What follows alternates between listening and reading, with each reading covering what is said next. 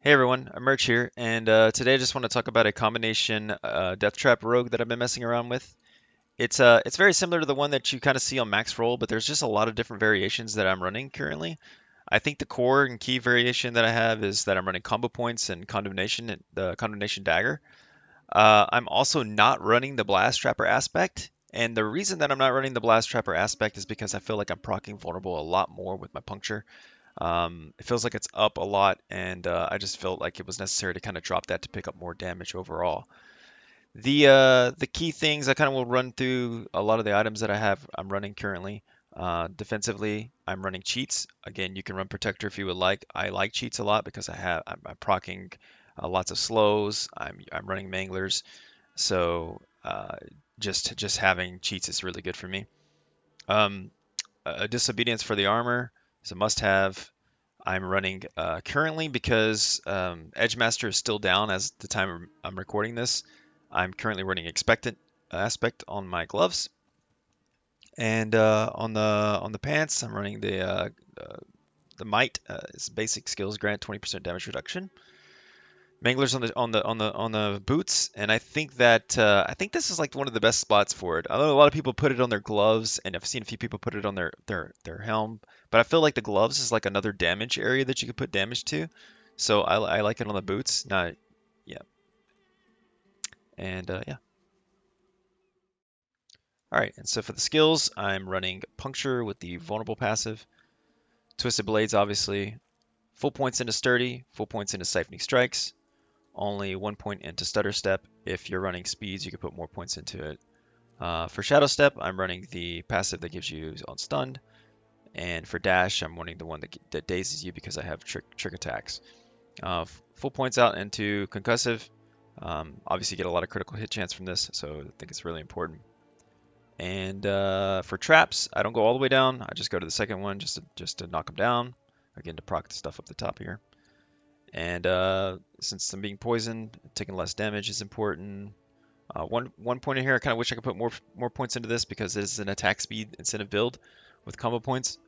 And Death Trap is kind of more like my utility, right? Like it's become more of a kind of utility to just keep things grouped up together. Um, Obviously, you see a lot of points into energy, just gaining a lot of different energy, being able to keep my energy up, and that's primarily for Edgemasters because I want to make sure that I have enough energy all the time to be able to get my full value out of Edgemasters. But it's disabled right now. The build still runs very, very well. And for my core passive, I'm running exposure. I don't think you could if you're running some DR issues, like if you're running pushing really hard, you could potentially switch to momentum. Um, but I think exposure is like almost like a must-have for this build. Obviously, you have traps, and so. All right, Paragon. The first two boards of my Paragons follow very similar to what you would find on Max Roll. But I will still go through them right now, and that's basically picking up Prime, picking up Closer, Skillful, Lawless, going into the Deadly Ambush board and picking up, um, putting into the Diminished Glyph, putting into the Engineering nodes and the Cunning node, and then going right side. Make sure that you snag Spring Loaded as you exit the right side. And this is where I kind of switch things up a little bit on Variate. I actually pick up Devious, and that's because I know when I level up, my Devious gem is not leveled up currently, but I will be able to pick up the 10 decks on both sides because I really, really want that sweet 10x damage from the crowd control effects. And then I kind of go up to cheap shot, exit the board to the top, and this is my specialty right here. I think this is the exploit weakness board. Um, Obviously, I'm stacking a lot of vulnerable damage here and also picking up some elite damage. You can see there's Elite Hunter Killer is a great node to pick up. Lots of vulnerable damage up at the top here, and over here is I just go ahead and pick up the dosage node. Exit to the right side, and this is the no witness board where my exploit glyph is at. Exploits in the middle, stacking it out right now. Obviously, I think it's one of the highest, if not the highest strength area. So um, and I still could probably pick up No Witness. I'm level 93, so I might be able to go around and snag No Witness. But right now I'm exiting to the bottom because I want to get to Havoc. Just stacking that critical strike damage is, I think, what's really, really good. And that's kind of what I'm running right now. I got training node, and I also have knowledge node, low 10% damage there. Ruin, great healthy damage to healthy enemies, also critical strike damage. And yeah, that's Paragons. Actually, I have 1 point right now, so I'll just go ahead and put in critical strike damage. Okay, so I kind of wanted to show a little bit of how the build works. This is a tier 52 Nightmare Dungeon.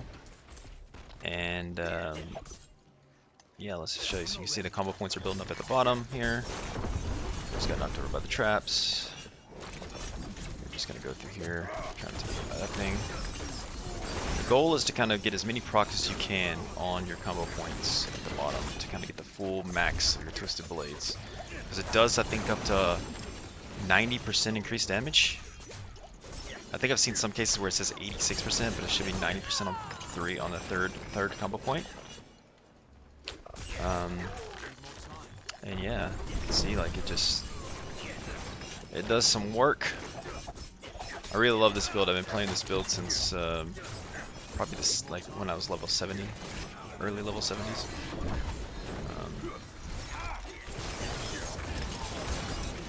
And it just does a really good job. I've got feared. Ooh, almost died there. So I need a little bit more DR, obviously, for this tier. I recently took off a little bit of my distance DR. I think energy cost reduction, but the amount of damage it just does is it's just nuts,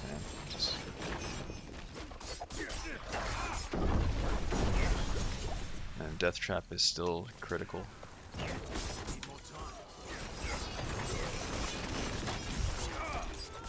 And the more attack speed I feel like you have, which I still could pick up a little bit more attack speed, like I could get attack speed on my neck still.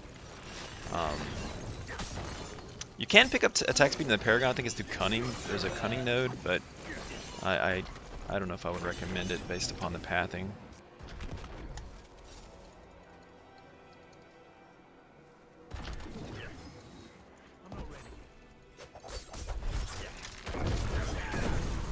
And one of the key things to know is just to try to keep that resource high so that when we do get Edgemasters back with Umbrals and Ravenous on this build with the attack speed, you just generate so much. Like you can see, like almost never out of mana. I can just spam the shit out of Twisted Blades.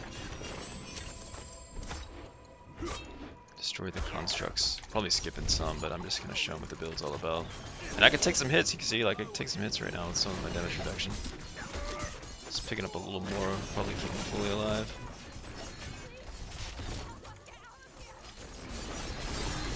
Oops, that guy was trying to slice me up.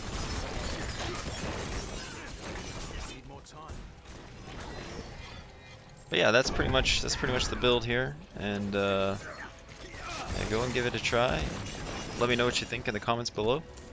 I also stream on Twitch. My Twitch is twitch.tv emerge. I'll be trying out a lot of different kinds of builds. I think the next build I really want to mess around with is some barrage variations. Played a lot of Demon Hunter and D3. And yeah. So thanks so much. I spend my days playing video games. Don't care if you think it's all love.